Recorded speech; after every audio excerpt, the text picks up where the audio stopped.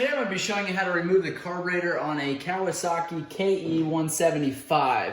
Now this removal is going to be, could be used for several different years and models. I'll list those below. If you've got questions, make sure you ask those below as well. We've got the side cover off back here. You wouldn't necessarily have to.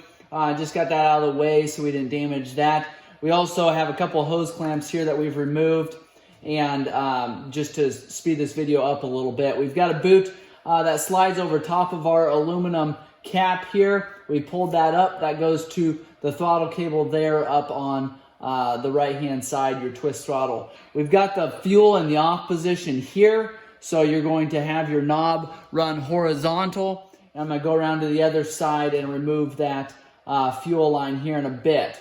If you are just going to clean this carburetor, just a quick clean, maybe it's not idling quite right, maybe it's not revving up quite right, all you would need to do is remove that fuel line coming in from the other side. I like to pull that off of the carburetor side, that way I don't damage this petcock here. And then you can take and actually twist this carburetor a little bit that direction. The other thing that you're going to want to do before you do that is remove this throttle cable and this throttle cap. To do that, you could take and turn that carburetor that way. The other way to clean just the bottom bowl and blow through those jets with carbon choke cleaner would be to take and pull your carburetor this way, turn it a little bit. What you don't want to do is damage your throttle cable. So you want to make sure you've got enough slack in there coming from the twist throttle up at your handlebars to make sure and do that. I would suggest removing the fuel line on the other side even before we did this. It is sometimes easier just to go ahead and remove this top cap here and get that slide and that needle out of there. That way you're not damaging that cable. So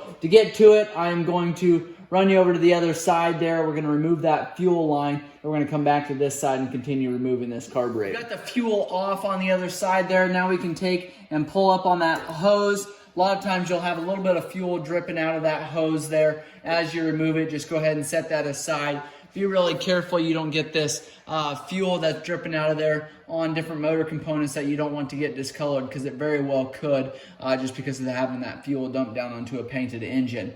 So now at this point, we've got our boots that aren't completely on there already. Those would typically be secured and those clamps on there. That wasn't the case in this one, which is probably why we're having to go through and clean it. So we're going to take that carburetor from the other side. I'm going to show you how to remove it. To remove the top cap here, obviously I said we've got that top boot off of there. You can take and just twist that cap right off of there. It's a very, very fine threaded aluminum cap going into aluminum carburetor. So you want to make sure going back together you don't cross thread those or start that cap in the wrong direction there. You're going to damage those threads very, very easily. Once you've got that all those threads completely off, we can take and pull up on that throttle cable there. You can see now that we've got our slide, we've got our cap, and underneath of there we've got a spring. So to remove that throttle cable out of this cap and off of this slide, what I do is I'll take this spring here, pulled all the way up. Once you get your thumb all the way up as far as you can, holding on to that spring there, I take and I'll push that cable down. Now, it doesn't always happen the first time, but what you're trying to do is get that cable unhooked, and I can show you that a little bit better when I get this off. But what you can see there is there's a little ball on that throttle cable. It hooks actually on a little clip there on our slide, and I'll go through that a little more thoroughly when we're doing our carb clean. But that is how you pull that throttle slide off of your actual cable. Now we've got a holder here that wasn't in the correct position, and that could have been giving us some grief while we were pulling this off, and we want to get that installed properly when we're going back together. But I'll show you that again in that separate video. Set that aside. Now to remove this cap, you've got a 10mm brass nut here that you can loosen up. Then you just take and spin this cap off of here. That brass nut will probably come with your throttle cable there. If it doesn't, you can take that clip out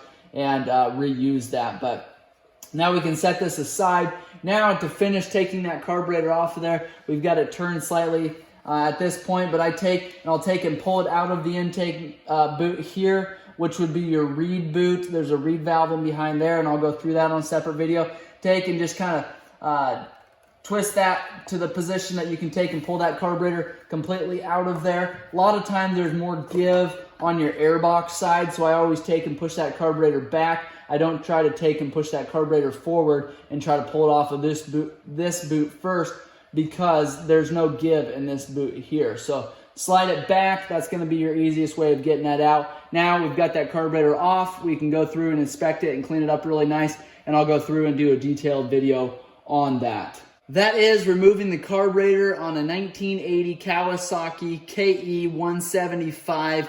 We've got that carburetor off now to go and clean it. If this video has been helpful, make sure you give us a thumbs up. Definitely subscribe to our channel. Share this video with friends and family that might find it helpful. I will put below a link for the separate carb clean video. Make sure you check that out and hit the thumbs up button for us. Thanks for watching.